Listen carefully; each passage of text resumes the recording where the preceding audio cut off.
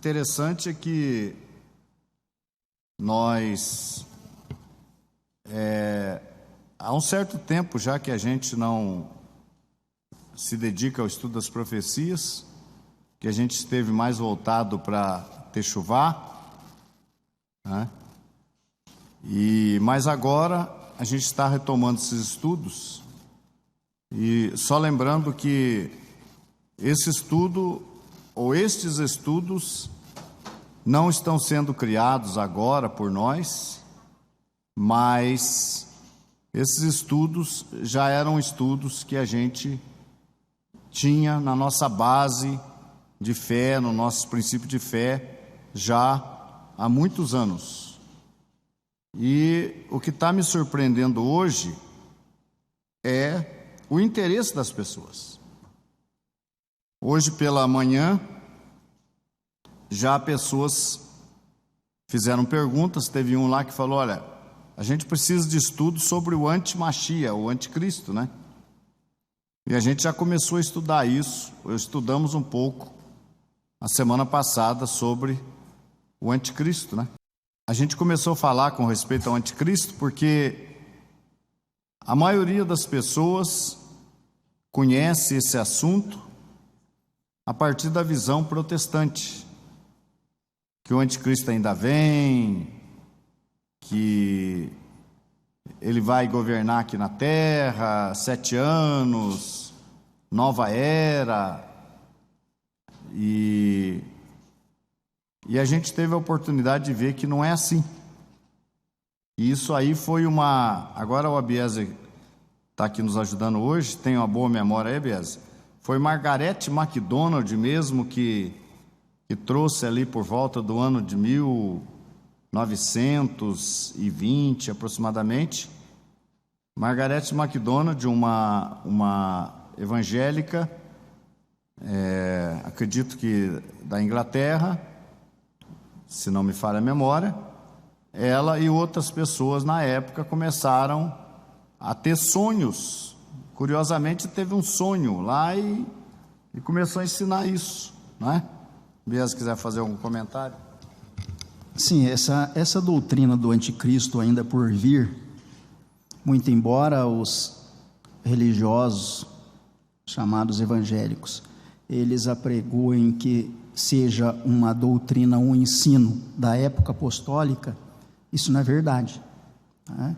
A doutrina futurista, que se chama, ou dispensacionalista, que prega que o anticristo ainda está por vir e há de se manifestar por ocasião da volta de Yeshua, é uma doutrina que surgiu na Inglaterra, por volta de 1830. E quem primeiro começou a divulgar ou difundir essa ideia foi essa mulher chamada Margaret MacDonald. Essa doutrina é chamada futurista ou dispensacionalista. É a doutrina que apregoa que o anticristo ainda está por se manifestar e que essa situação ocorrerá no retorno, na vinda de Yeshua, conforme crê e pregam essas pessoas. Por essa ocasião, o anticristo, segundo a crença deles, fará um pacto com o povo judeu por 7 anos. No início desses 7 anos, a igreja é arrebatada, é a teoria do rapto, é levada para o céu, para lá passar um período de 7 anos. Estes 7 anos, eles tomam como referência o livro de Daniel, capítulo 9, a última das 70 semanas. Uma semana, 7 dias, representando 7 anos. O anticristo, que eles tomam dessa profecia de Daniel capítulo 9, verso 27, é aquele que, segundo eles, os que creem nessa teoria que não é bíblica, é aquele que faz o pacto com o povo judeu. E na metade da semana, ou seja, 3 anos e meio após este pacto, ele passa a perseguir o povo judeu na terra.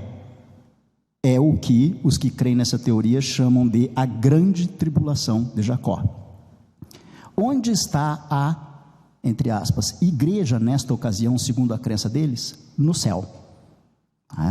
Então, a sequência dos acontecimentos proféticos na interpretação não bíblica da parte deles é: Yeshua vem sobre as nuvens, a igreja é arrebatada, começa a assumir, é a que diz a canção, some o piloto do avião, o piloto do trem, criança do hospital, e é levada para o céu. No momento em que Yeshua volta para o céu com a sua igreja, aqui, no momento em que Yeshua volta para o céu com a sua igreja, o anticristo se manifesta. E o que detinha a manifestação do anticristo, que segundo eles é a presença do Espírito Santo na terra, é levado também para o céu. O anticristo se manifesta, faz pacto com o povo judeu, mas na metade do período de 7 anos, 3 anos e meio depois, passa a perseguir o povo judeu. E nesse período, a igreja está no céu. São várias as denominações evangélicas que ensinam isso. Várias, e não poucas. Mas isto não é bíblico. Porque o anticristo já é manifesto, já se manifestou há muitos e muitos anos atrás, conforme a profecia e conforme o que diz a Brit Hadashah também, que nós podemos considerar. Bom, nós falamos já um pouco no nosso estudo de sábado aí a respeito do anticristo. A Bia fez aí praticamente uma recapitulação, né? A gente falou então aí do anticristo, que ele já veio, a marca da besta, inclusive, que esperam aí que seja um chip que vai ser implantado na mão. Não, é mesmo que surja um chip. Veja bem, se surgir aí um chip futuramente para ser implantado na mão das pessoas, vocês podem ficar tranquilos que não tem nada a ver com a marca da besta. E todo mundo vai aceitar, até aqueles que estão falando que é a marca da besta, eles vão aceitar também. Como eles aceitaram o código de barras, que eles diziam que era a marca da besta, e no fim está todo mundo com código de barra aí, não tem nada a ver com a marca da besta, né? A marca da besta foi a aceitação do domingo no lugar do sábado, como dia de guarda, na mão porque representa uma ação, uma obra, na mente uma crença, e isso aí o povo aceitou aí normalmente, trocando praticamente o Deus, né? Porque quando se aceita um outro dia de guarda que não é o sábado, você automaticamente aceita um outro Deus. Porque qual é o sinal entre Deus e o seu povo? É o Shabat. Então o outro dia é um sinal também entre um Deus, entre aspas, e o seu povo. Então o domingo revela um outro Deus. A celebração desse dia, isso tudo a gente já viu. E interessante o seguinte, que até o quê? Até uns 30, 40 anos atrás aí, 1980, uns 30, 40 anos atrás, todo esse povo, o cristianismo praticamente entendia que ia morar no céu. Eu não sei hoje, se você pegar um inário evangélico, uma harpa cristã, se eles mudaram os hinos, mas os próprios hinos que eles cantam, todos eles falavam que eles iam para o céu. Aí a partir de 1980, aí começaram os teólogos americanos começaram a estudar teologia a partir do ponto de vista de Margaret MacDonald e começaram a colocar isso na sua teologia, profecia, escatologia, na sua teologia. E aí mais uns 10 anos depois veio para o Brasil. E aí no Brasil hoje já tantos, o pessoal da linha pentecostal, da linha batista, que é uma grande maioria, presbiteriano não posso dizer, mas pentecostal e batistas, eles abraçaram essa ideia do reino milenar na terra, mas que tem um estágio de 7 anos no céu, ou de 3 anos e meio no céu, isso depende de um ou outro, que é o mesmo período que o anticristo estaria reinando aqui. É o desmembramento da 70ª semana das 69 faladas na profecia de Daniel. E a gente já provou que as 70 semanas elas foram contadas ininterruptamente. Yeshua já morreu na metade da semana 70, da Septuagésima. Então essa é uma profecia cumprida. Outra coisa que nós estudamos também, Abias, negócio da tribulação, que não vai ter, veja bem, não é que não vai ter tribulação, vai ter uma tribulação sim. Vamos ver se a gente acha aqui, é chamada de a tribulação de Jacó. Você lembra? Eu não sei se a gente tem facilmente aí esse texto, talvez nesse livreto aqui tem aqui, sobre tribulação. Nós temos na profecia eu quero dizer para vocês também, o Abias está aqui comigo, porque todo esse estudo de profecia ele participou, né? Nós estudamos o livro de Jeremias, Neemias e Esdras inteiros. Estudamos ainda em São Paulo, antes de 1990. Então, quando a gente fala na profecia de Jeremias, a gente sabe do que está falando. Estudamos o livro versículo por versículo, o livro de Jeremias, né? Junto com Neemias e Esdras, porque eles são contemporâneos. Um pouco também de Ezequiel, que também viveu na época do cativeiro babilônico. Então, a gente estudou nesse livro. Então a gente vê aí, eu perdi um pouco o raciocínio aqui que eu estava falando, que foi abrir um parênteses, a tribulação de Jacó, né? Você vai encontrar, talvez você não vai achar, tem um outro nome, Jeremias 30, verso 7, a Bias localiza para nós aí. Agora, a grande tribulação que fala em Mateus, eu não quero ficar muito nesse tema, que eu já estudei ele, é o seguinte, ela se cumpriu no ano 70, quando Yeshua falou assim, quando vires Jerusalém cercada de exércitos, fujam para as montanhas, porque haverá tão grande tribulação como nunca houve. Então nessa época do ano 70 aconteceu um fato muito interessante. Primeiro, houve um cerco de Jerusalém pelos exércitos romanos, mas não houve invasão. Houve um cerco, daí esses exércitos se retiraram e voltaram, se não me engano, se não me falha aqui a memória, o Abias pode me ajudar, 2 anos depois. Então veja bem, fizeram um cerco, e aí todo mundo falou, é agora que vai se cumprir a profecia da grande tribulação. Mas aí eles desistiram de atacar Jerusalém. E nesse ínterim, enquanto eles desistiram de atacar ali Jerusalém, aqueles que creram nas palavras de Yeshua aproveitaram para fazer o que Yeshua tinha mandado, fugir. Então houve um cerco, aí eles desistiram do cerco, os romanos. Aí os que creram em Yeshua fugiram, aí eles vieram e fizeram o cerco de novo. Só que aí os seguidores de Yeshua já não mais estavam em Jerusalém.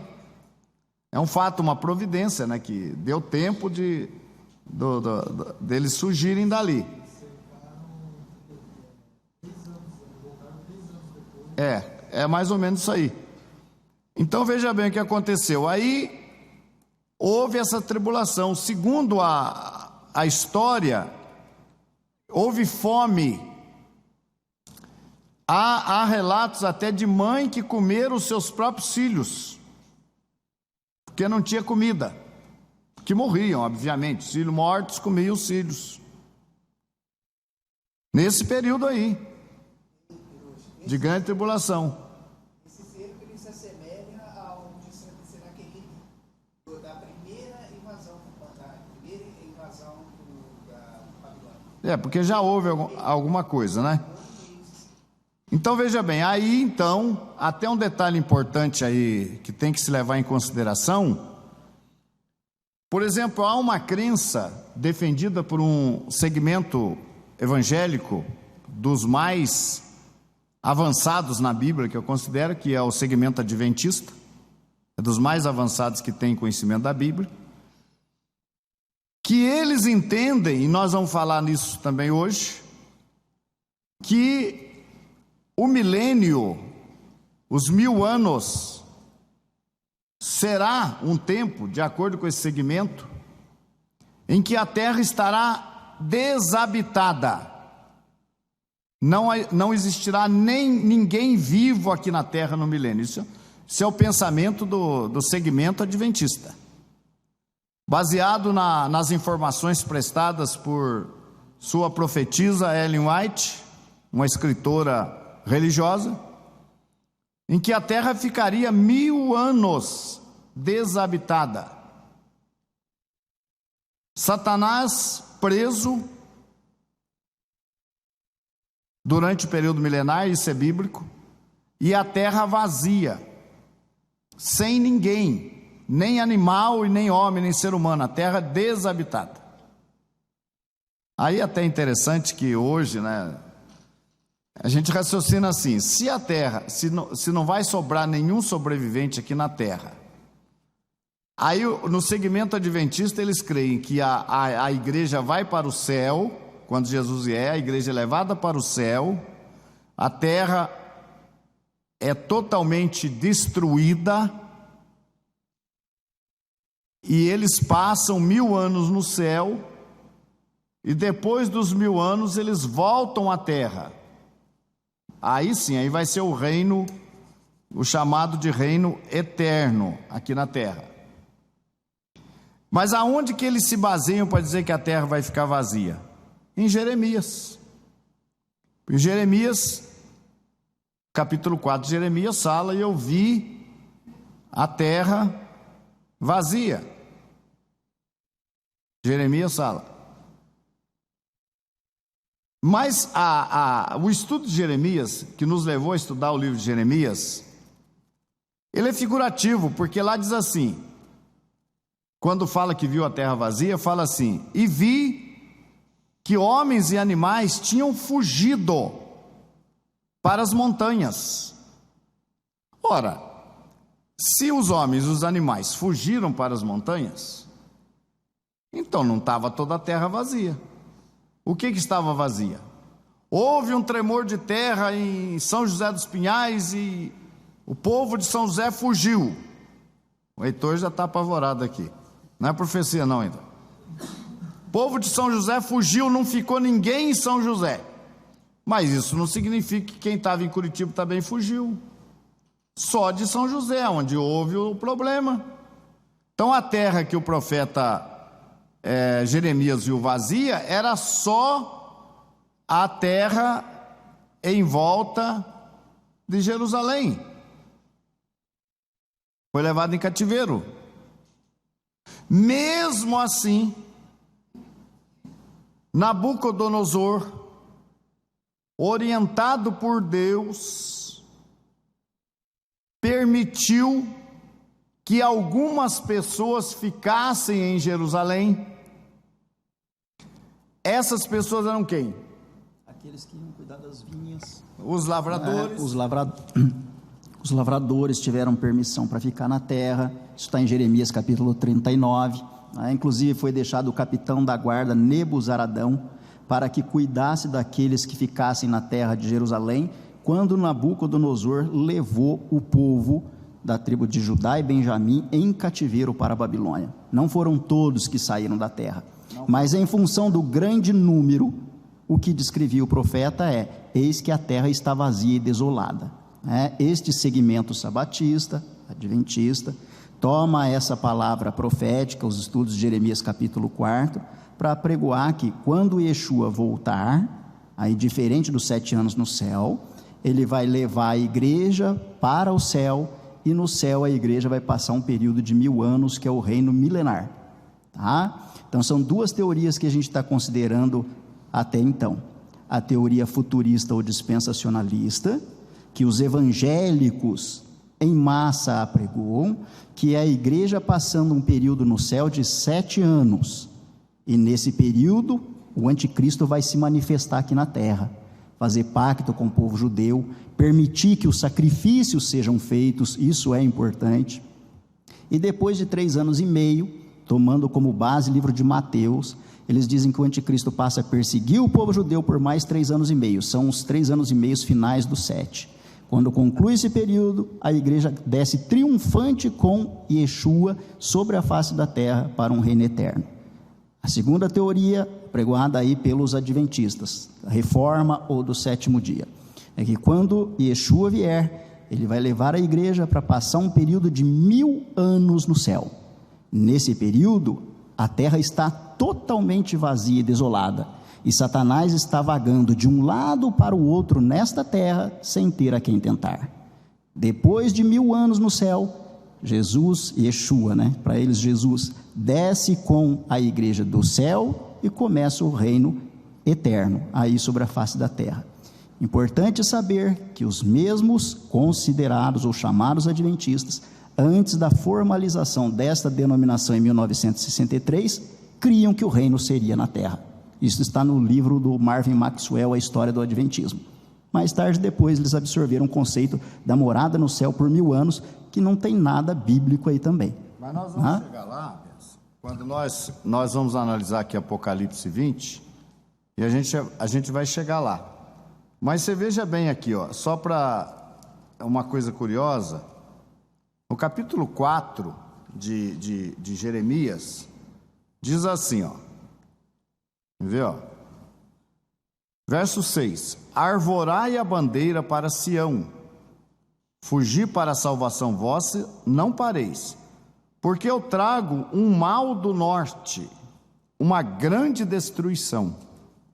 Já um leão subiu da sua ramada, e um destruidor das nações, ele já partiu e saiu do seu lugar, para fazer da tua terra uma desolação, a fim de que todas as tuas cidades sejam destruídas e ninguém habite nelas. Está vendo?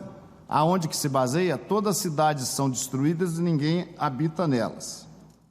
Vamos ver aqui mais um pouquinho à frente, no mesmo capítulo 4, no contexto, não só num versículo isolado. E você tem aqui no versículo 23, observei a terra e eis que estava assolada e vazia, está vendo? E os céus e não tinham a sua luz. Observei os montes e eis que estavam tremendo, e todos os outeiros estremeciam. Observei e vi que homem nenhum havia, e que todas as aves do céu tinham fugido. Então esse é um dos textos usados também para dizer que a terra vai ficar vazia nesse período aqui.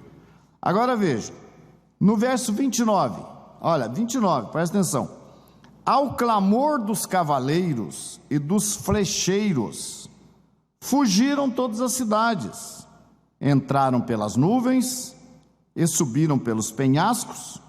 Todas as cidades ficaram desamparadas, e já ninguém habita nelas. Então o que aconteceu com a população da cidade? Fugiu.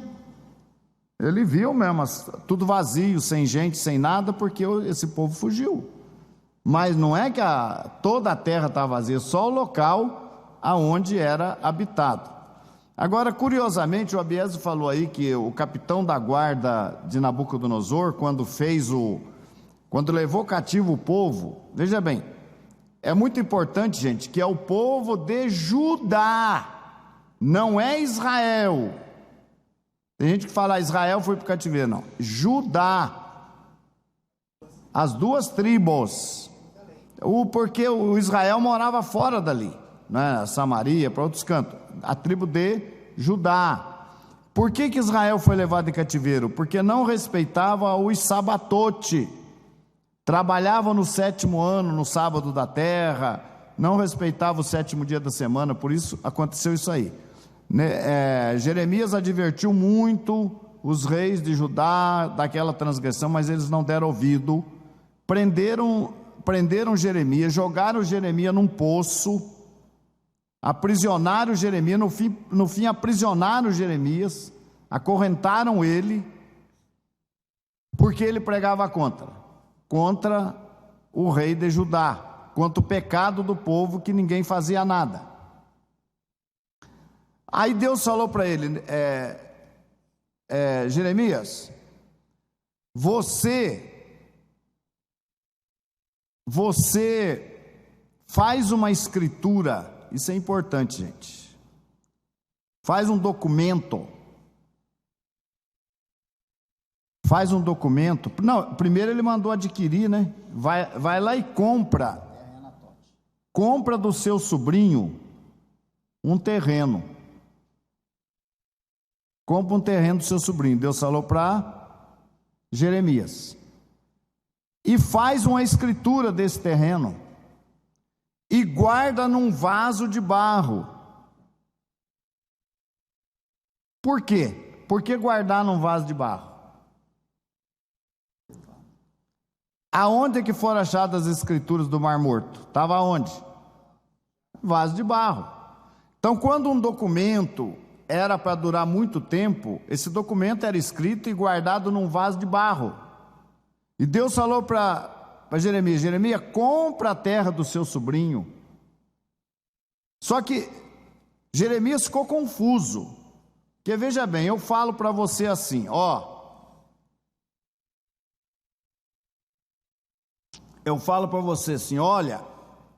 o centro de Curitiba, a Praça Tiradentes, vai ser destruída, a praça inteira ali, quarteirão da Praça Tiradentes, Praça Central de Curitiba vai ser destruída, vai haver um terremoto ali, vai abrir uma cratera ali, aquilo vai ser, não é profecia, só exemplo,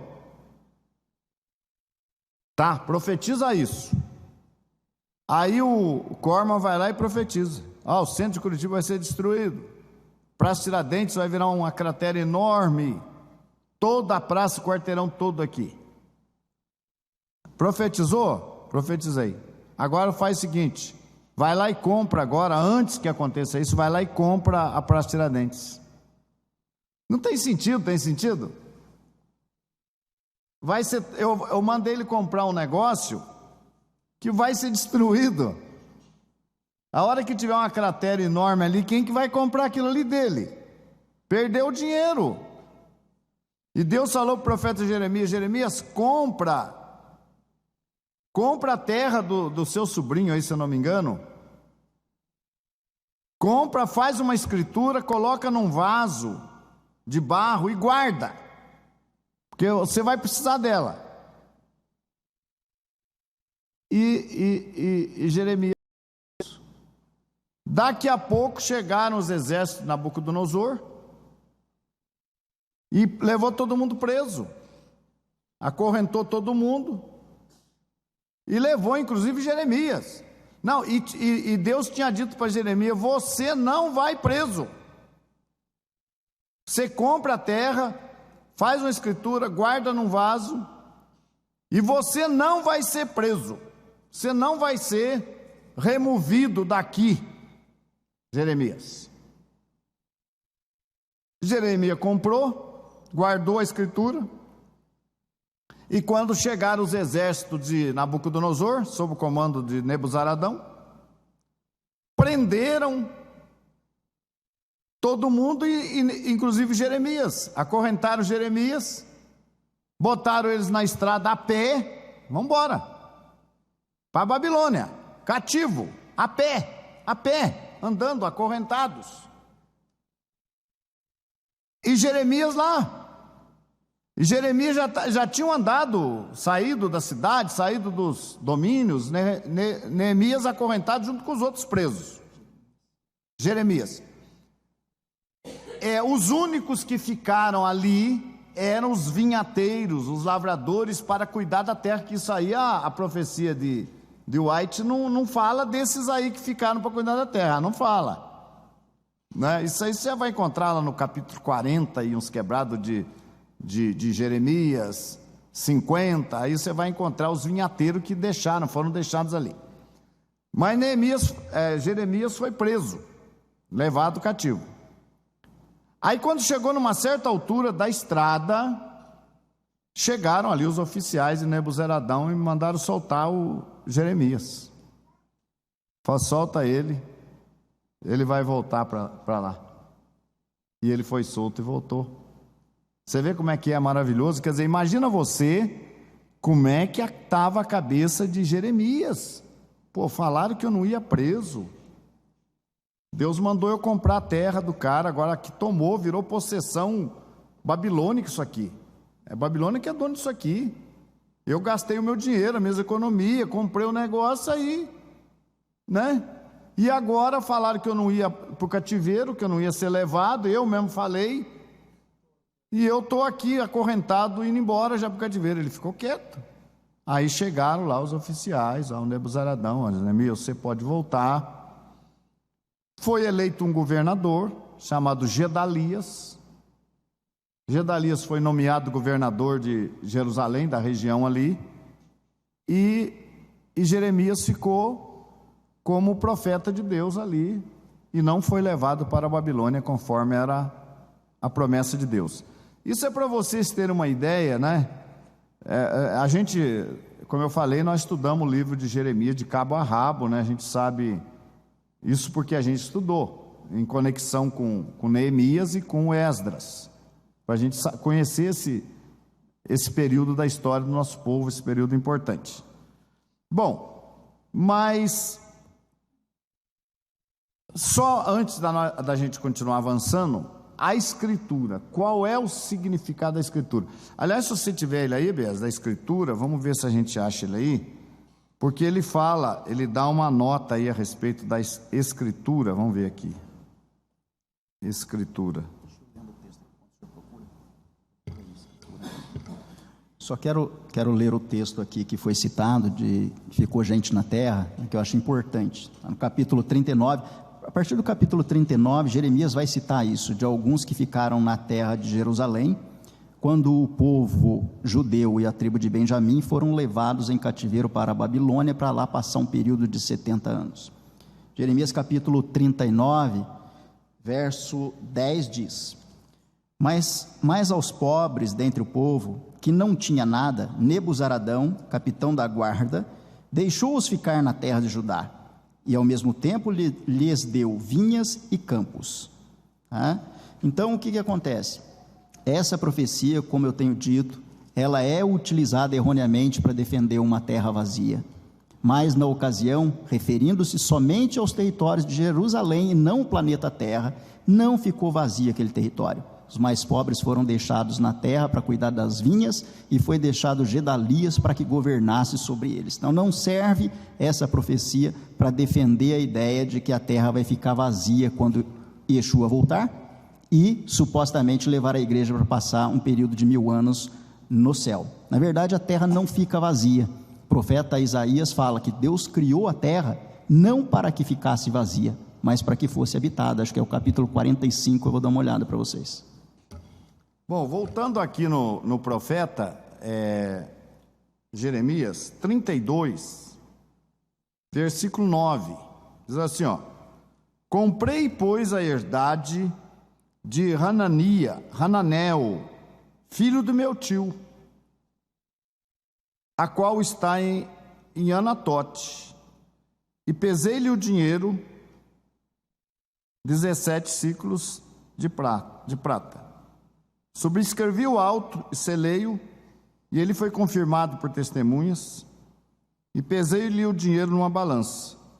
E tomei o auto da compra, tanto o que estava selado, conforme a lei e os estatutos, como o que estava aberto.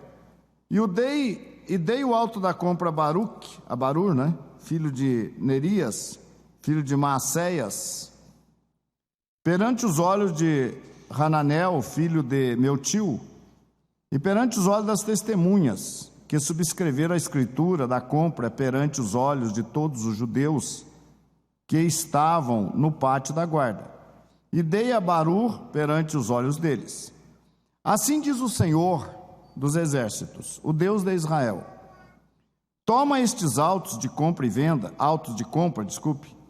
tanto o selado como o aberto, e mete-os num vaso de barro, para que se possam conservar muitos dias. Porque assim diz o Senhor dos exércitos, o Deus de Israel: ainda se comprarão casas e campos e vinhas nesta terra. Está vendo? Então Deus mandou Jeremias fazer um investimento, comprar, guardar a escritura, porque ainda se comprarão, e é de Jeremias. Agora, Jeremias, ao que se sabe, foi para o cativeiro babilônico, e provavelmente lá ele morreu, porque não teve mais notícia dele, né? E daí? E cadê a promessa das terras que ele comprou? É no reino. Então, no reino vindouro, quando Mashiach vier, com certeza, Jeremias vai pegar a escritura, e ele é dono de uma grande área de terra em Anatote, que ele comprou na época do cativeiro babilônico. Então é escatológico isso aqui, porque ele morreu em Babilônia. Então como é que Deus não falou, ainda se comprarão terras e vinha nesse lugar? E ele morreu, e a escritura está guardada. Então para quando é isso aqui? Se comprarão terras e para o reino vindouro, quando o Mashiach vier. Então Jeremias vai tomar posse daquela terra. Vocês entenderam? Aí também porque Deus mandou o rei reconstruir aquilo ali, né? Quando eles queriam voltar para a reconstrução do templo, houve muita campanha contra. Não aceite esse povo, não deixe esse povo vir para cá, voltar para cá. Houve muita campanha nesse sentido. Mas aí prevaleceu a vontade de Deus e realmente o povo voltou para a sua terra. Interessante, vocês consideraram uma coisa que eu acho muito bonito, assim, aquele versículo que eu tinha falado da terra vazia está aqui realmente em Isaías 45, verso 18 diz: porque assim diz o Senhor. Só por aqui se encerra o tema de morada no céu, que as igrejas falam, você não vai para o céu com Jesus, só por aqui, né? Um verso único. Porque assim diz o Senhor que criou os céus, o Deus que formou a terra, que a fez e a estabeleceu, não a criando para ser um caos, mas para ser habitada. Eu sou o Senhor e não há outro, né? Só por esse verso se vê que a terra não vai ficar vazia. Justamente essa palavra, não para ser um caos, é o que defende a denominação adventista, que a terra vai ficar durante o tempo milenar, vai ficar um caos, desolado e vazia. E o Eterno diz que a terra não foi criada para ser um caos. Com relação ao retorno do povo judeu para o território de Israel, depois dos 70 anos em Babilônia, são os chamados samaritanos, que vieram de Cutá, Avá, vieram de Babilônia, é o que a Bíblia chama de povo samaritano, né? Quem considerou o período para eles voltarem foi o profeta Daniel, e o profeta Daniel estava lendo o livro de Jeremias, isso que eu acho muito bonito, está no capítulo 9, eu estava considerando os escritos do profeta Jeremias, e vi, Senhor, que o cativeiro era para durar 70 anos, qual vai ser a providência agora em relação ao nosso povo que está aqui em Babilônia? Nosso povo não vai voltar para a cidade de Jerusalém, para o território de Israel? E aí que vem a profecia das 70 semanas, né? Mas é um profeta, Daniel capítulo 9, lendo a respeito do outro profeta que era Jeremias e interrogando o Eterno a respeito das providências para o retorno do povo que realmente voltou depois dos 70 anos de cativeiro no território da Babilônia, aí já dentro do Império Medo-Persa. Bom, eu quero complementar aqui o texto lido pelo Abiezer, em Isaías 24, verso 4 a 6, até tem um detalhe importante aqui, que eu quero que, principalmente aqui pô, fugiu o seu nome agora. Alex. Dê uma olhada, se você tiver lá aquele livro, O Grande Conflito, eu quero que você veja isso aí no Grande Conflito. Veja bem, olha aqui, ó. 24 de Isaías, é muito usado isso aqui, hein? Verso 3 em diante: de todo se esvaziará a terra, e de todo será saqueada, porque o Senhor pronunciou essa palavra. A terra planteia e se murcha, o mundo enfraquece e se murcha, enfraquece os mais altos do povo da terra. Na verdade, a terra está contaminada por causa dos seus moradores, porquanto transgridem as leis, mudam os estatutos e quebram a aliança eterna. Por isso, a maldição consome a terra. Isso aqui é uma profecia para o futuro. Essa é. Jeremias não é, mas essa aqui é. Mas veja bem, por isso a maldição consome a terra, e os que habitam nela serão desolados. Por isso serão queimados os moradores da terra, e poucos homens restarão. No livro Grande Conflito, não tem essa parte final, e poucos homens restarão, tem um ponto final ali. Você já viu isso, não? Não. Tudo bem, ela podia colocar reticências.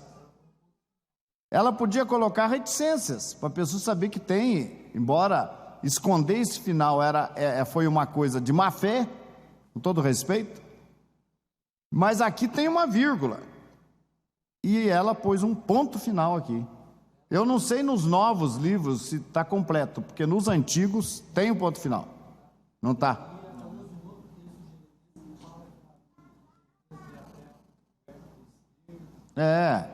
Mas era o que? Era Jerusalém, né? E poucos homens restarão. Gente, quando Yeshua voltar, isso é muito importante, eu vou convidar vocês para nós abrirmos nossas Bíblias em Joel. Vocês vejam bem, há muita especulação em torno da volta do Messias. A gente falou da grande tribulação que ocorreu no ano 70, em cumprimento à palavra de Yeshua, tá? No ano 70, nós acabamos, que fala em, nós vamos ler.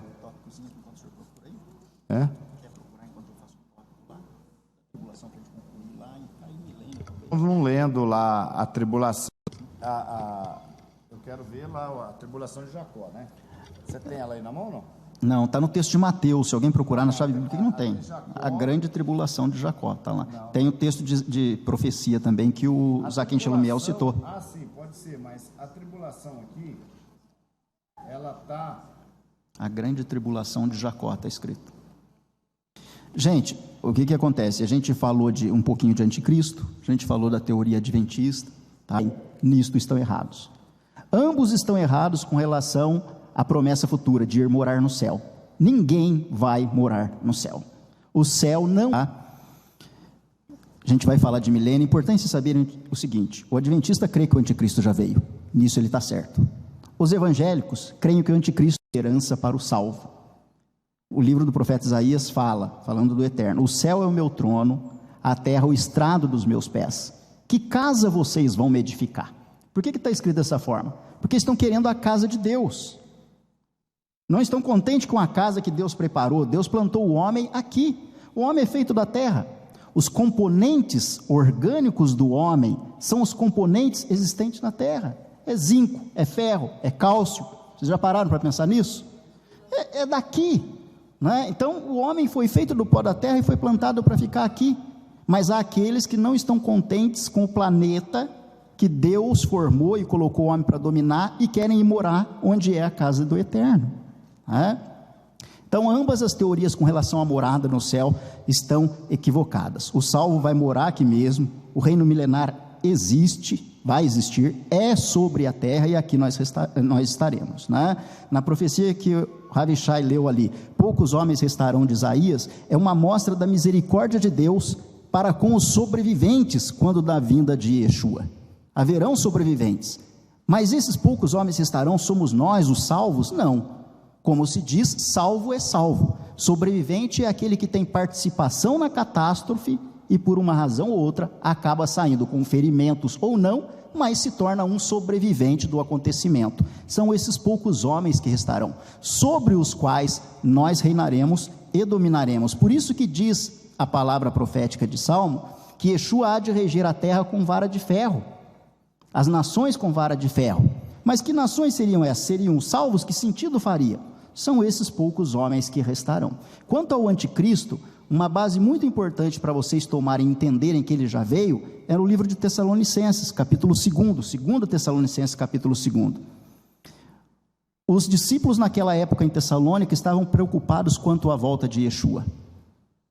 E o apóstolo fala, não quero, 2 Tessalonicenses capítulo 4, do 1 ao 4, não quero que vos movais facilmente, quer por espírito, ou seja, perturbado por dentro, por palavra, como se eu estivesse falando, ou por epístola, que é a minha carta, como se o dia da volta de Yeshua estivesse perto. Não está, não será assim, sem que antes venha a apostasia e se manifeste o filho do pecado, o homem da perdição. O filho do pecado, o homem da perdição, é o anticristo. Então, qual é a sequência dos acontecimentos? Yeshua não vem, sem que antes se manifeste a apostasia, e então se levante o filho do pecado, o homem da perdição. Pergunta para vocês, o que teria que vir na sequência, pela lógica e pelo escrito? A apostasia e o filho da perdição? Ou o filho da perdição e só depois a apostasia?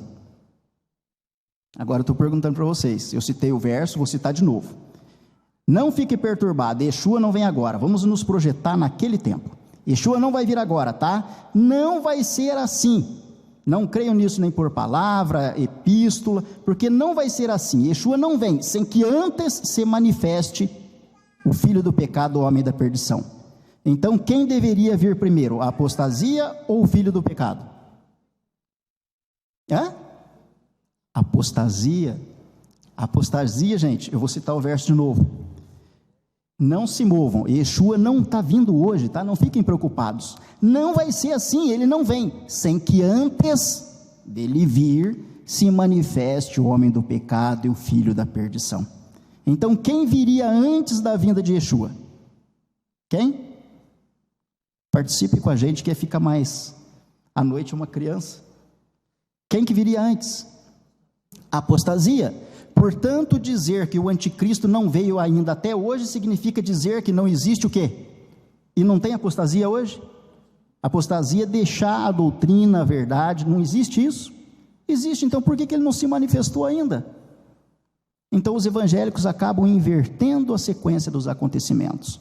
O anticristo já veio há muito tempo, se assentou no trono de Deus, conforme fala Daniel capítulo 7, querendo parecer Deus, mudando os estatutos e mudando as leis, tá? Bom, não achei. Joel, nós vamos ver Joel. Xelumel está aí?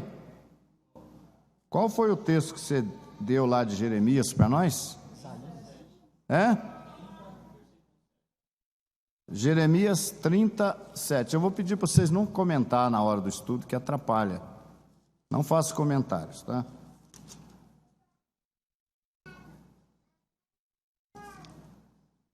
Capítulo 30, verso 7.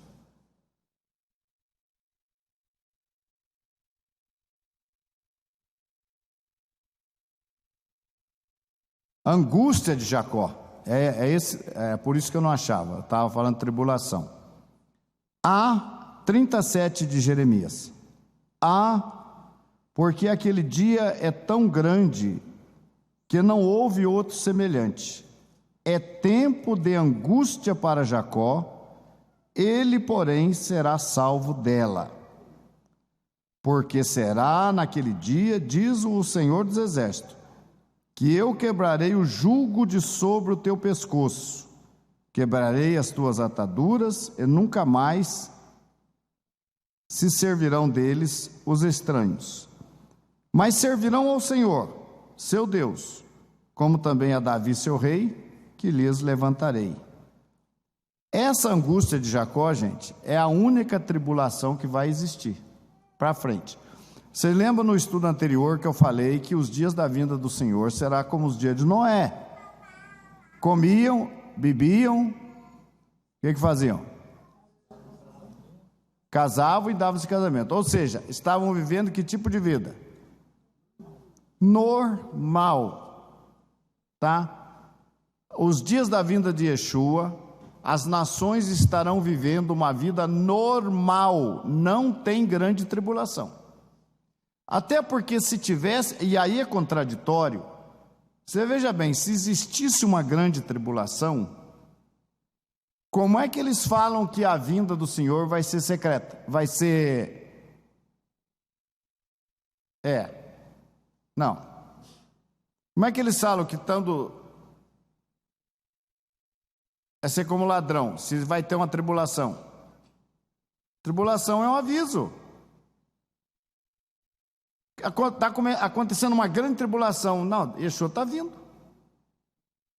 Então, se tem a grande tribulação, ela anula a ideia de um rapto secreto. Entenderam? Eles falam assim, por exemplo, vão estar 2 pilotos num avião, a aeronave vai cair, porque um piloto vai sumir da aeronave. Motorista de ônibus vai sumir, o ônibus vai bater.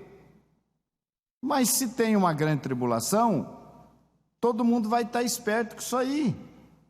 Os crentes que são pilotos de avião, motoristas de ônibus, não vão nem viajar. Falam, não, o senhor está vindo. Eu não vou viajar mais não. Lá nos Estados Unidos aconteceu, lá em 1844, nessa época da decepção, foi dito que 22 de outubro, que Jesus iria, Yeshua viria naquela época. Você sabe o que aconteceu naquela época? Em outubro de 1844, as pessoas vendiam tudo que tinham e trazia todo o dinheiro e dava ali. Davam. Teve gente que teve que ser abrigado na casa do outro, porque não tinha onde morar.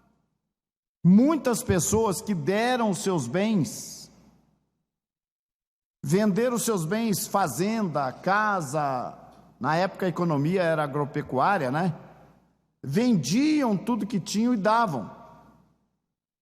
Então o que aconteceu? Quando chegou no dia 22 de outubro de 1844, que bateu meia-noite, que eles acreditavam que era meia-noite, que mudava o dia, que eu não entendo isso, né? E Yeshua não veio, esses caras iam viver aonde? Esses que venderam tudo que tinha, e que deram o dinheiro, não é que eles venderam e deram, eles não tinham dinheiro. Aí teve gente, os que não acreditaram muito, que não venderam os bens, né? Foram os que abrigaram esses que venderam os seus bens, deram um socorro para eles, porque eles ficaram na miséria. Isso aconteceu, isso aí talvez vocês não saibam, talvez o Alex não saiba disso. Sabe dessa história? Pois é. Então tinha essas coisas que aconteceram por conta disso. Então,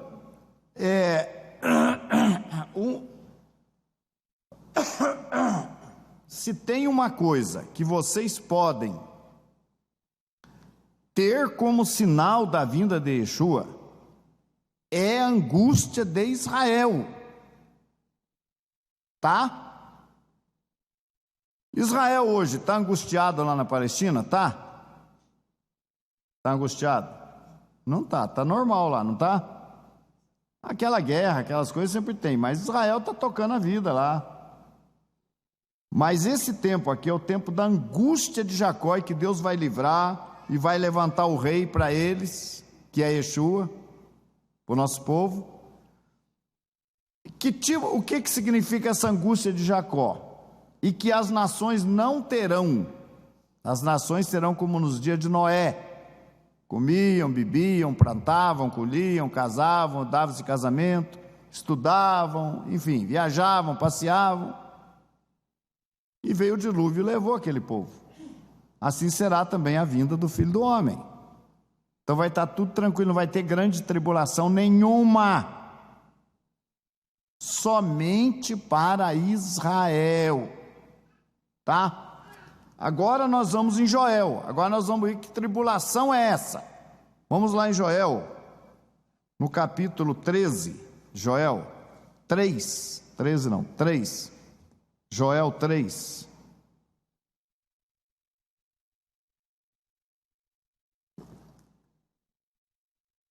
A gente gosta de dar o estudo e começa a dar detalhes.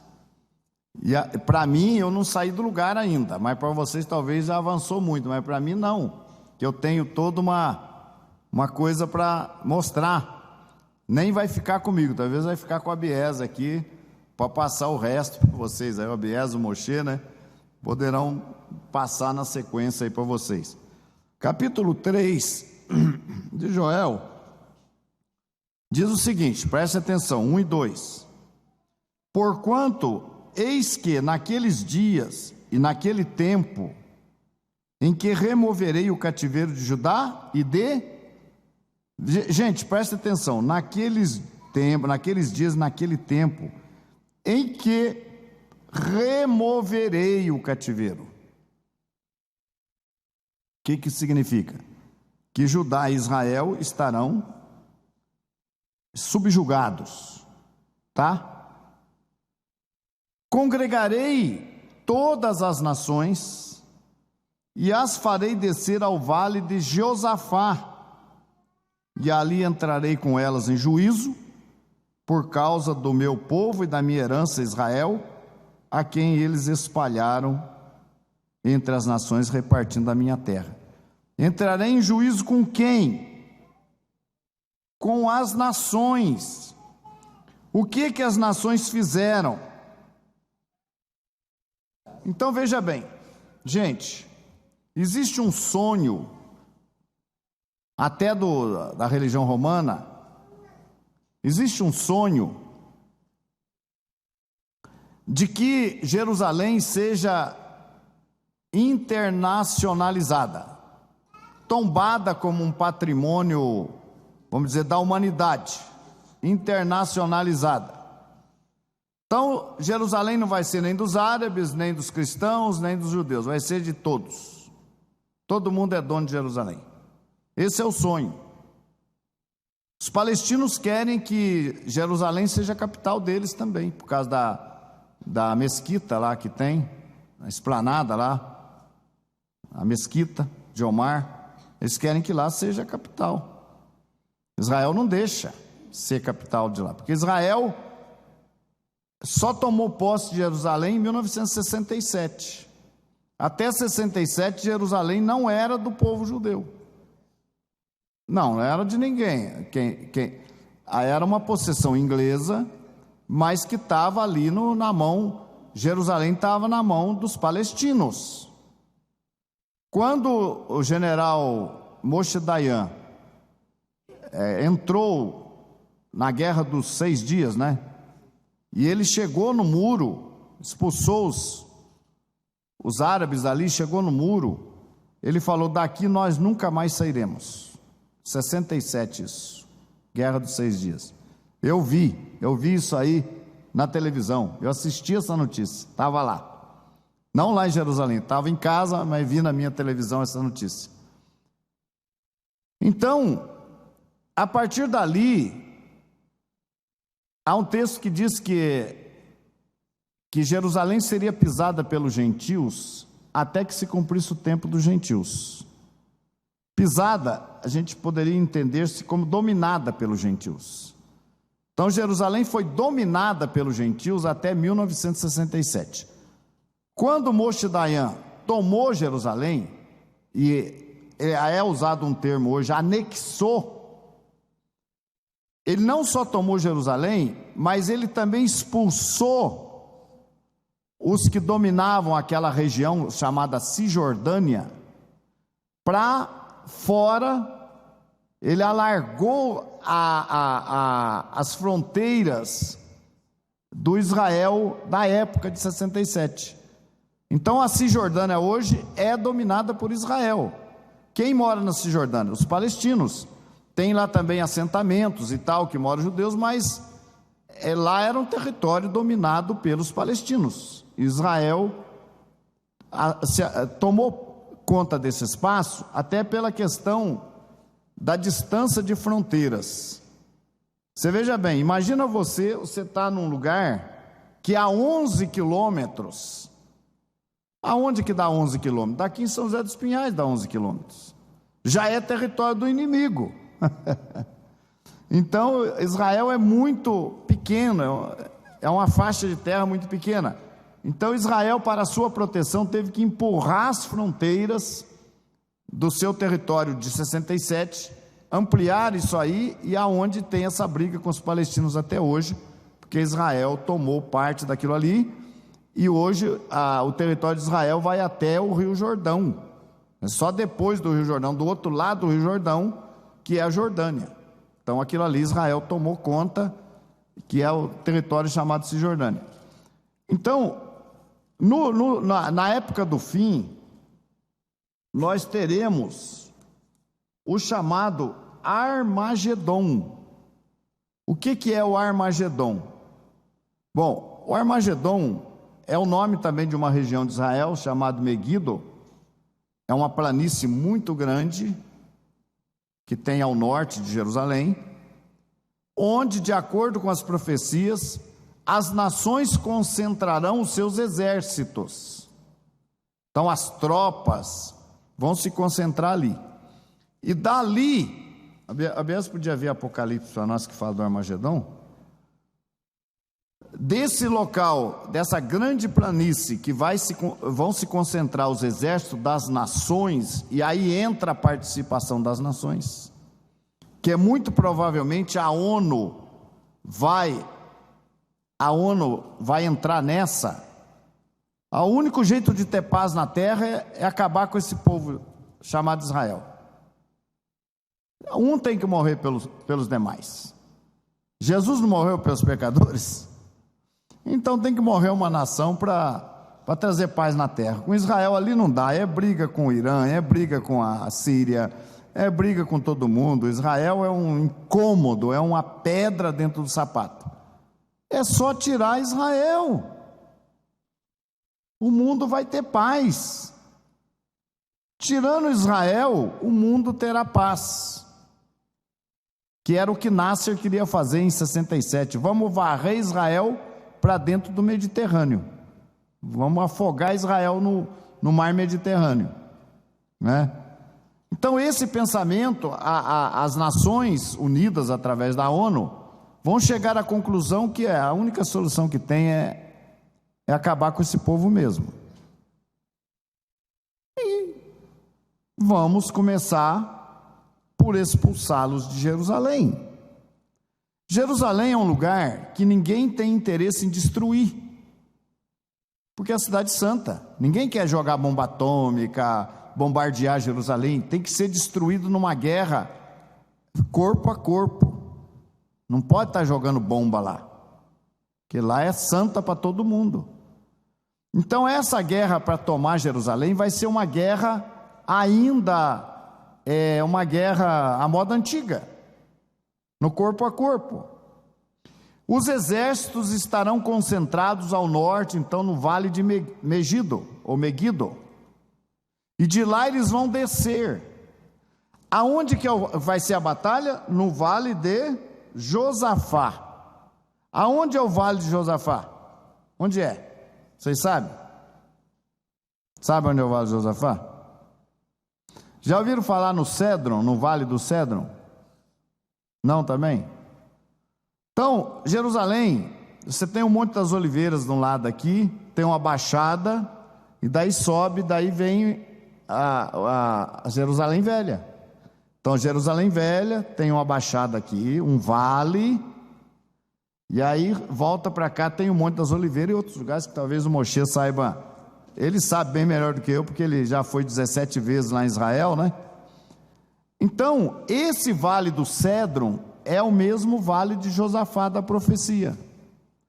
Então, os exércitos vão se concentrar ao norte, em Meguido, e vão descer e vão se posicionar no vale de Josafá, que está em frente de Jerusalém, e aí eles vão no corpo a corpo, na guerra do corpo a corpo ali, expulsar os judeus de Jerusalém.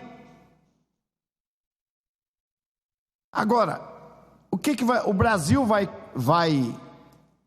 vai representar? Vai. O Brasil vai estar representado lá. Claro que vai. Você acha que o Brasil não vai lá ajudar as Nações Unidas a tirar Israel de lá? Claro que vai. O Brasil não quis nem o embaixador de lá. Agora parece que já chegaram no entendimento, né? Do cônsul de São Paulo parece que chegaram no entendimento. Já não deixaram vazar a notícia, a imprensa não divulgou. Já aceitaram o embaixador, o cônsul de São Paulo, né? Então, veja bem, O Brasil vai tomar parte nessa guerra? Vai. Se não enviando tropas, apoiando moralmente. Não precisa enviar tropas. Digamos que o Brasil mande lá 100 soldados para lá. Mandou tropas. Mas digamos que o Brasil apoie só. Apoio financeiro, enfim. Tomou parte, não adianta. Então esses exércitos apoiados ou contendo membro das nações, eles vão se reunir, as nações irão se reunir no Vale de Josafá para atacar a cidade de Jerusalém. Então isso aí é a vinda de Yeshua, gente. Essa é a vinda de Yeshua. Esse é o sinal. Agora vocês imaginem como é que Israel vai estar vivendo nesse momento. Porque não vai ser do dia para a noite, a ONU não vai aprovar, hoje e amanhã tem exército lá. Vai ter todo um trabalho. Como é que vai estar Israel? Sabendo que agora é o mundo inteiro que está a fim de entrar lá e expulsá-los de lá. Que Israel não vai sair. Israel não vai sair de lá por bem. Não vai. Agora, gente, por que essa guerra é contra Israel? Por que as nações acham que Israel é o que está causando toda a desgraça do mundo? Porque Israel representa o Deus verdadeiro. A guerra, uma vez quando o nosso povo queria um rei, Deus falou para Samuel: Samuel, não é a ti que eles estão rejeitando, Samuel, é a mim. Dá um rei para eles. A gente não quer mais esse governo de juízes, chega. A gente não quer mais Samuel, a gente quer um rei, igual as outras nações têm. Todas as nações têm um rei, agora a gente não tem um rei, a gente tem juiz aqui tomando conta de nós, a gente quer um rei. Aí Deus falou: não é a ti, Samuel, fica tranquilo, não é a ti que eles estão rejeitando, mas é a mim. Eles não querem que eu reine sobre eles. E aí se estabeleceu o primeiro rei, que foi Saul, né? Mas que teve um outro lá intermediário, num curto espaço de tempo lá, não me lembro agora. Mas, mesma coisa é agora, porque todas as nações vão se revoltar contra Jerusalém, porque todas as nações estarão se revoltando contra Deus. Quando o nosso país, o nosso governo, não recebe os embaixadores de Israel, rejeita, apoia os inimigos de Israel, está se posicionando contra Deus. Não é contra uma nação, uma pequena nação, é contra Deus. Entenderam? Então, as nações vão se unir contra Deus para tirar Israel. Chega, Israel não pode mandar nisso aqui. Israel é a nação sacerdotal de Deus, não querem Deus. Aí então, Deus disse que Ele vai destruir essas nações. Vamos ver aqui, vamos ver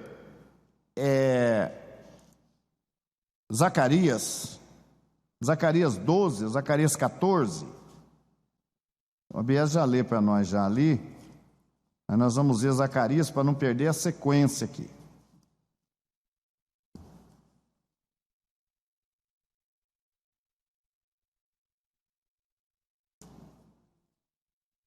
Lamentavelmente, todos aqueles que saíram da nossa congregação nunca tiveram a oportunidade de aprender isso. Lamentavelmente, perderam. Saíram antes da festa, né? Capítulo 12. E não vão aprender isso, porque não tem quem vai ensiná-los. Infelizmente, digo com humildade, tá? 12:2. Eis que porei Jerusalém como quê? Estão acompanhando aí? Está na tela? Deixa eu ver. Não tem tela aqui. Então vamos lá. Eis que porei Jerusalém como um copo de tremor para todos os povos em redor, e também para Judá, quando do cerco contra Jerusalém. O que é? Eu vou fazer de Jerusalém um copo de tremor. Eu vou fazer de Jerusalém um copo de tremor para quem? Para todos os povos. Jerusalém vai perturbar esse povo. Jerusalém vai ser uma perturbação para a ONU, para a terra. Não dá mais esse povo. Nós temos que acabar com esse povo está perturbando. Farei de Jerusalém um copo de tremor em redor e também para Judá quando cerco de Jerusalém. E acontecerá naquele dia que farei de Jerusalém uma pedra pesada para todos os povos. Jerusalém vai ser uma pedra pesada para todos os povos. Diga.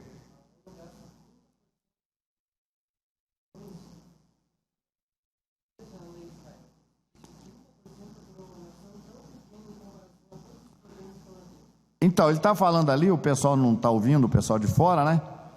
Que a ONU gasta 30% da sua receita com Israel, com problemas relacionados com Israel. Engraçado, né? Mas ninguém fala quanto que Israel fornece de pesquisas, de ciência, de tudo para o mundo, né? Isso ninguém fala, né? E acontecerá naquele dia que farei de Jerusalém uma pedra pesada para todos os povos. Todos os que carregarem com ela certamente serão despedaçados. Todos os que tiverem Jerusalém como um peso sobre si serão despedaçados. E ajuntar-se-ão contra ela todas as nações da terra.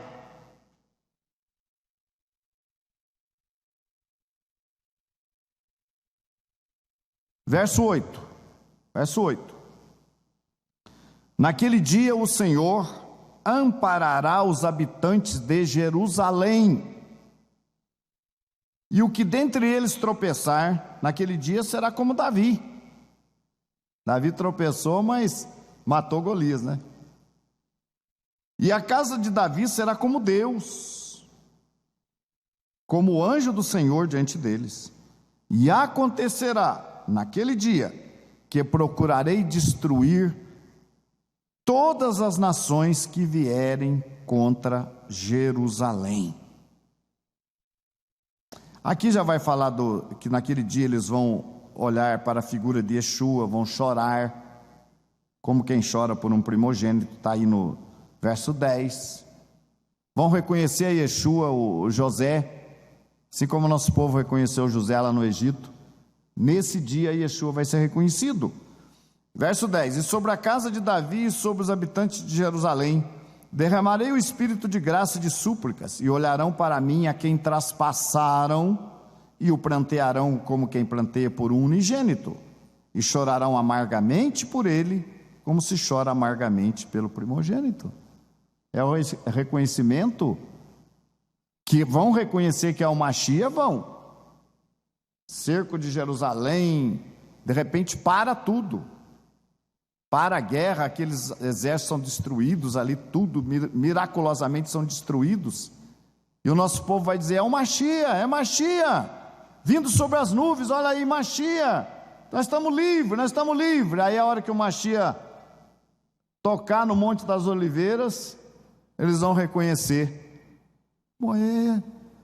é o Yeshua, que foi apregoado para nós como Messias, é ele, é o nosso irmão que a gente nunca reconheceu. E aí vão chorar amargamente. É nesse momento que Yeshua vai ser reconhecido pelo povo judeu. Vocês estão entendendo o que eu estou falando? Eles vão ver que é Mashiach, está livrando Jerusalém, olha Mashiach descendo, está destruindo os inimigos. Gente, só que nesse momento, antes dessa destruição aí, todas as nações da terra estarão sendo destruídas também. A guerra é lá, mas a destruição da terra vai ser como quando derruba um dominó. Como é que acontece com os outros dominós? Vai caindo tudo. Como é que chama isso aí? Sequência. Porque todo o armamento nuclear que existe na face da terra tem que ser destruído. De acordo com a profecia de Isaías 2, todo o armamento nuclear, bombas atômicas terão que ser destruídas. E essa destruição, ela vai começar, ela vai se estender a outros países, porque todos não apoiaram guerra contra Jerusalém. Então todos vão ser destruídos, as nações da terra. Vai acontecer aquela profecia de Pedro: os elementos ardendo se fundirão. Nesse exato momento. E Yeshua salva Israel ali. E ocupa o trono de Davi e é reconhecido pelos seus irmãos. Então essa é a grande tribulação. Estão entendendo? Que haverá a angústia de Jacó, não sobre as nações. Claro que quando as nações decidirem atacar Jerusalém, e quando começarem a atacar, aí vão ter a resposta de Deus, aí vai ser destruição das nações. E dessa destruição, restarão sobreviventes? Eu acho que esse tema vai ficar para a próxima vez. Sim, restarão sobreviventes das nações. Vai restar sobrevivente no Brasil, no Paraguai, na Argentina, no Uruguai, nos Estados Unidos. Sobrevivente. Sabe o que é um sobrevivente? Sobrevivente é um salvo? É. O que é um sobrevivente? É um sobrevivente. É um cara que sofreu o efeito da destruição, mas que está vivo. Escapou com os arranhões, perdeu um dedo, mas está vivo. Sobreviventes. Vão restar sobreviventes das nações, inclusive do nosso povo que vive em outras nações. Vão ter sobreviventes. E aí tudo vai ser reconstruído. Esse tema não vai dar para eu entrar aqui. Eu quero fazer com a Biesa aqui uma finalização e deixo esse assunto para continuar, né? Mas vocês viram aqui, então, quando é que é o tempo? Então não tem chip, Illuminati mandando no mundo. Isso aí é conversa, nova era. Nada disso tem. Não existe. Então essa é a batalha. Daqui nós vamos pular. Qual o texto que eu pedi para você ler, Bias? Apocalipse quanto? Vamos lá em Apocalipse 16 para a gente fazer a finalização do nosso estudo. Até essa questão da terra vazia aí vai ficar também para sequência, né? Aonde fala e os... Espera aí, vamos ver aqui. Não, mas acho que vamos ler o 11 primeiro. 11 daí é o toque das trombetas. É, isso, vamos começar lá. Vamos ler Apocalipse 11, 15. 11, 15. A sétima e última trombeta, tá? Apocalipse 11, 15. E tocou o sétimo anjo a sua trombeta, e houve no céu grandes vozes que diziam o quê? Quem está com a Bíblia na mão? Os reinos do mundo vieram a ser de nosso Senhor e do seu Messias. Está vendo? Quando tocar a sétima trombeta, é a vinda de Yeshua. E é o momento em que os reinos do mundo virão a ser de nosso Senhor e do seu Mashiach. E ele reinará para sempre. Agora,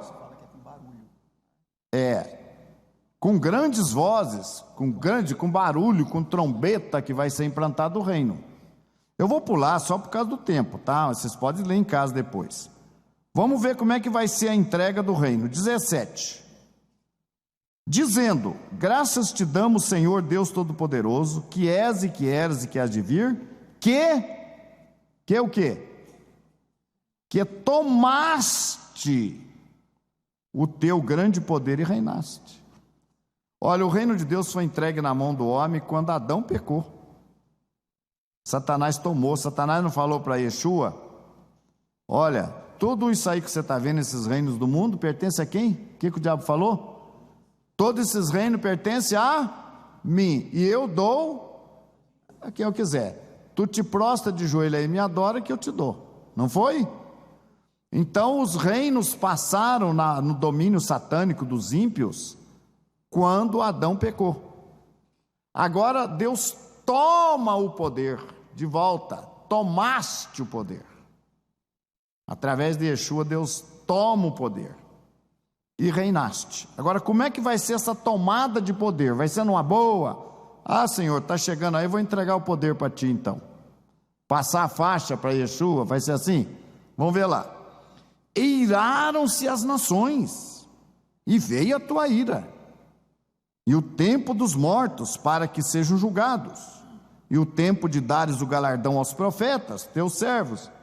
É o tempo de dar a terra de Jeremias de volta, o tempo de dar galardão aos teus servos, os profetas, a teus servos e aos santos e aos que temem o teu nome, a pequenos e a grandes, e o tempo de destruíres os que destroem a terra. Entenderam? Aí a tomada de posse do reino por Yeshua. Então não tem, gente, esses 7 anos no céu, isso não existe tempo no céu, nem 1000 anos. Ele vem e já assume o comando. Interessante aqui é o seguinte, é a 7ª trombeta. As trombetas, elas marcam o derramamento das pragas, e a 7ª é a última. Se somente na 7ª trombeta ocorre a ressurreição, que é o tempo de dar galardão aos servos, os profetas, pequenos e grandes que servem o seu nome, onde a igreja vai estar até o toque da 7ª trombeta? Onde? Tocou a primeira trombeta, praga, congregação, né? Congregação. Onde a congregação vai estar no toque da 7ª trombeta? Então a primeira trombeta tocou praga, a segunda praga, a terceira praga, a última é a 7ª. Tocou a 7ª, tem ressurreição dos que são servos de Deus. Portanto, a congregação está onde quando toca a 7ª trombeta? Aqui ou no céu? Então, a congregação está ou não durante o período da tribulação na terra? Está. Ela não participa da tribulação como sobreviventes, mas está aqui. Os que creem na morada de 7 anos no céu, diz que a igreja, ou a congregação, eles dizem igreja, é levada para o céu antes da tribulação. Está errado, tem que estar aqui, porque só no toque da 7ª, que é a última, é que ocorre a ressurreição. Contra a pregação de terra vazia. Quando toca a 7ª trombeta, aqui está escrito que Yeshua vem para destruir quem? Os que destroem a terra. Ora, mas se a terra é para ser destruída e queimada, para que destruir essas pessoas? Tem que agradecer essas pessoas. Estão fazendo um favor a Yeshua, estão destruindo a terra, mas ele vai destruir quem está destruindo a terra. Por quê? Porque não foi feita para ficar vazia, desabitada, porque foi feita para ser restaurada no governo de quem? Do Messias e dos salvos. Não existe terra vazia, não existe que nós vamos morar no céu, existe sim que o salvo fica aqui, para reinar sobre as nações sobreviventes da batalha do Armagedon, está em Apocalipse 16, reinar sobre essas nações e restaurar o planeta que Deus preparou e desde o princípio plantou o homem, que é feito de barro, que é feito de terra. Gente, quando então Yeshua vem, assenta no trono, se conclui esse grande processo de destruição dos exércitos ali, e essa extensão acabando com todo o armamento bélico que tem na face da terra, porque as nações vão transformar as suas lanças em podadeiras, quer dizer que vai acabar essas armas, tudo quando é arma, vai acabar. Os sobreviventes das nações, os que restarem vivos, vão servir ao Senhor, não é salvo não, hein? Ah, tá salvo, não tá, sobrevivente, ninguém sabe quem sobrevive. Talvez nem vão ser os religiosos que vão sobreviver, porque eles estão contra a verdade. Aí que está. Os sobreviventes, os que restarem vivos, eles vão estar perdidos aqui. Não tem energia elétrica, não tem telefone, não tem internet, não tem nada. Está tudo, caçar uma goiaba ali para comer, uma laranja que sobrou ali, acabou. Aí Yeshua já está no comando. A reconstrução da terra vai ser rápida. Rapidinho vai ser reconstruída a terra. E os santos, os salvos, ele não é sobrevivente. Você vai para mim, Roche, nós estamos na terra nesse período aqui. Começou a cair praga, acontecer coisa. Nós vamos ser atingidos? Não vamos ser. Entenderam? Assim como lá no Egito, o que aconteceu quando caíram as pragas no Egito? A quem as pragas atingiram? Só Israel não foi atingido por praga nenhuma.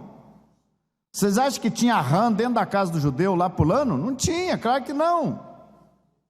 Então eles não foram atingidos pelas pragas. Então essas pragas que estarão presentes nessa época não irão atingir os santos, mas vão incomodar os ímpios. E não os santos, aí no momento exato da vinda de Yeshua, primeiro tem que esperar os mortos ressuscitarem, os mortos que serviram a Deus, eles vão ressuscitar, porque eles vão fazer um encontro com Yeshua, lá em Jerusalém, vão formar a grande comitiva que vai receber Yeshua, os santos que morreram. Assim que os santos mortos ressuscitarem, os vivos, serão transformados, aí já não precisa mais de avião, nada, você vai junto, você foi transformado. Na verdade, essa transformação, ela é uma morte, mas ela é uma morte tão rápida que você não sente ela. Você não é mais carne e sangue, você está transformado, corpo corruptível, você não é mais corpo corruptível. Aí você vai ver que do seu lado tem um que ressuscitou, e você é igual ele. Aí sim, nós não vamos preceder os que dormem. Os que dormem ressuscitam, aí junto com os que dormem ressuscitados, nós vamos ao encontro de Yeshua, nas nuvens sobre Jerusalém, porque nós vamos participar da grande festa da entronização de Mashiach. Agora o meu vizinho que sobreviveu por acaso, ele vai ficar aí, ele vai esperar a provisão do rei. O rei vai organizar a terra, rapidinho o rei vai organizar a terra, vai prover alimento, tudo, a terra vai. E os judeus, sobreviventes também das nações, vão começar a pregar para os gentios. Aí o judeu vai pregar: olha, nós estamos vivendo a era do Mashiach, nosso Mashiach já está em Jerusalém, já se assentou lá no trono. Agora a situação, quem vai comandar a terra, quem vai dominar e pregar e falar de Deus, o povo judeu. Vai se cumprir o papel de nação sacerdotal nessa época, entenderam? E vai pregar para quem? Para o restante das nações. É por isso que vocês cantam lá, Kimitzion Tetse Torá. Preste atenção nisso aí, porque de Sião sairá a lei e a palavra do Senhor de Jerusalém. Então sairá a palavra de lá, por meio de Mashiach, anunciada pelo povo judeu que sobreviveu, não só lá em Jerusalém, mas aqui.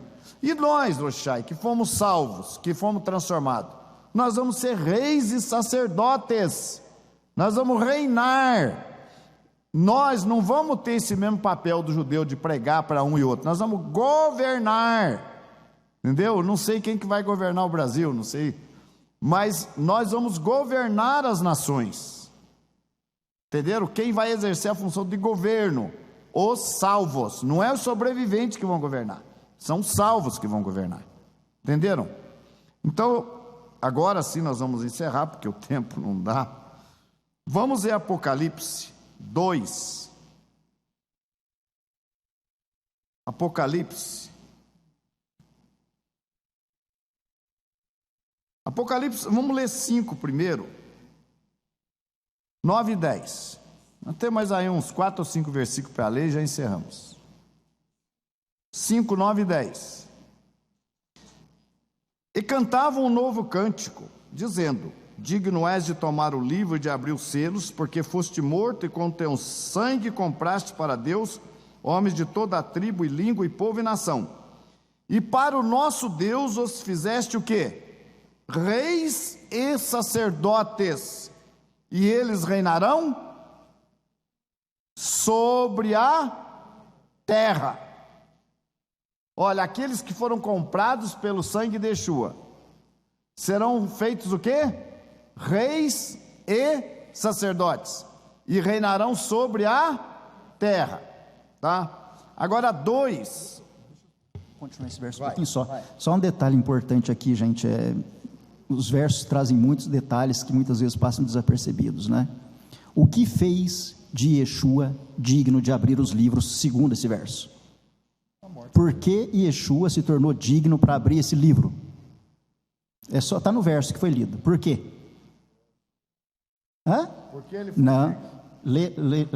Veja bem. Digno és por quê? porque foste morto, porque foste morto. não és de tomar o livro e de abrir os selos, Por porque quê? foste morto, e com o teu sangue compraste para Deus homens de toda a tribo, língua e povo e nação. O que fez de Yeshua digno de abrir os livros? Qual a razão? A morte. Morrer e comprar. Comprar os que foram salvos com que preço? Sangue. Então, o que tornou Yeshua digno de abrir os livros, desatar aquele livro lá, foi o fato de ter se entregue à morte. E o preço de cada um de nós foi o sangue dele. Isso o fez digno. E com o sangue que ele pagou a quem detinha o poder sobre nós, através desse sangue, foi nos concedido o direito. Veja, é só privilégio para a gente, enquanto foi sacrifício para Yeshua. Morreu, derramou sangue para comprar. Depois que ele comprou, agora vocês vão ser reis e sacerdotes, para reinar sobre a terra. Para que exista reino, tem que ter o quê? Rei. E para ter um rei é necessário que haja o quê? Povo. O povo tem que ser súdito. Quem são esses súditos? Os restantes das nações, os poucos homens que restarão, os sobreviventes que estarão sobre a terra. A congregação será rei e sacerdote. Sacerdote é aquele que faz a intermediação, é a interface. Dominaremos sobre essas nações, porque Yeshua se fez digno com a sua morte e com o sangue e nos comprou. Agora nós somos dele. Outrora, antes do derramamento de sangue e morte, nós não éramos dele. Gente, para finalizar, tem muita coisa. Por exemplo, a gente pode dar detalhes como é que vão ser esses sobreviventes. Durante esse período de 1000 anos, a terra vai encher de gente de novo. A terra vai voltar a ser cheia de gente de novo, durante o período milenar, mas servindo a Deus. O que vai acontecer com quem não servir? Com quem passou dessa fase para outra e resolveu pecar depois, porque não vai poder pecar. Pecou, morreu. Pecou, está morto no milênio. Não vai ser tolerado. Porque não tem mais Satanás tentando, a força do mal não tem mais. Tem gente que já está falando que não tem Satanás hoje, né? Mas na época, Satanás estará preso com seus anjos. Isso aí é uma coisa que vai ser abordada aqui. Satanás estará preso com os seus anjos, por isso que não vai ter pecado, tá? Eu acho engraçado ter gente que fala que não tem Satanás. Gente, por que no milênio Satanás vai ser preso? Para não ter o pecado. Mas você pode ser um mal. Sim, mas existe uma influência, um poder aí, as trevas, que faz com que a gente peque. A gente não pode culpar, culpar o diabo, mas ele, não resta dúvida, que é o agente do mal. Ele vai ser aprisionado com todos os seus anjos. Então não existe mais. Aí sim, não existindo mais a influência de Ra-Satã e dos seus anjos, quem pecar, pecou por iniciativa própria no reino milenar, porque tinha ideia do passado.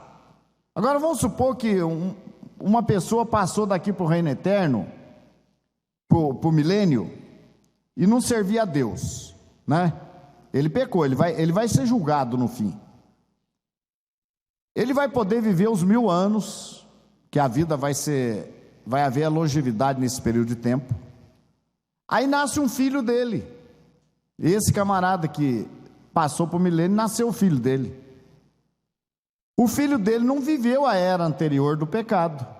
O filho dele terá chances de entrar para o reino eterno, para o Olam Rabá, porque ele não viveu a era anterior.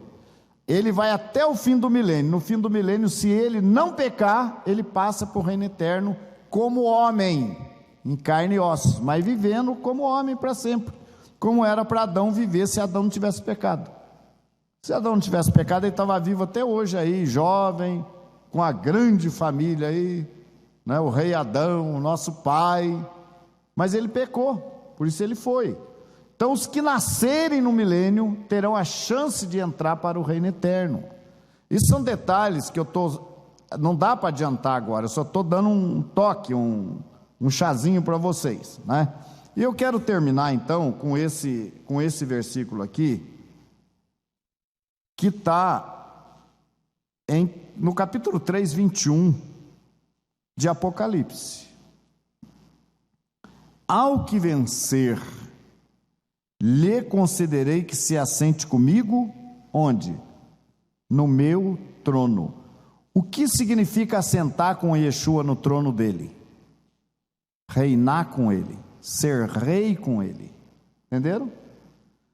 Olha, vocês viram lá no 5, né? E para o nosso Deus os fizestes reis e sacerdotes, e eles reinarão sobre a terra. Agora aqui, ó, Yeshua falando, ó, ao que vencer, lhe concederei que se assente comigo no meu trono, assim como eu venci e me assentei com meu Pai no seu trono. Assim como Yeshua está no trono com o Pai, os que vencerem na sua vinda, e ele ocupa aí o trono dele, não mais o do Pai, mas o dele próprio, que é o de Davi, e todos os que vencerem entrarão ou sentarão no trono com ele, ou seja, reinarão sobre as nações da terra. Shalom, Shabbat Shalom, final de sábado feliz para todos vocês, obrigado pela atenção, continue conosco, creio que todo sábado à tarde nós vamos estar aqui estudando, principalmente nessa faixa agora, nessa etapa agora, profecias, avançando no conhecimento das profecias e trazendo talvez um conhecimento inédito para todo mundo, não só para o nosso pessoal que está aqui, como também para os internautas que estão nos acompanhando a esse tempo. A gente agradece muito, que o Eterno vos abençoe e peça as orações de todos por nós. Shalom.